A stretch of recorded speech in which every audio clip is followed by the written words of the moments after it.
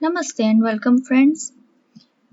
In this video today I am sharing a thread crochet pattern by my grandmother. This has been made by my grandmother in white thread. You can see it's a delicate lace pattern. This pattern looks very nice in thread and this pattern is very versatile, can be used in many ways. Here you see another thread crochet pattern.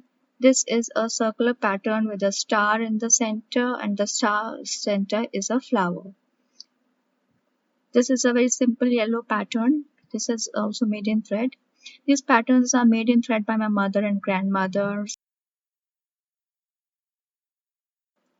So 3 generations of my family have been doing crochet.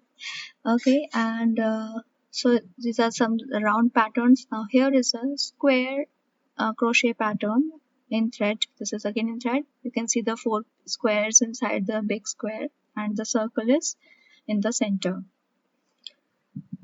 Now here this is in 7 sections. You can see this is in 7 sections and the edges have some beads on it. You can see the lacy beads and edges.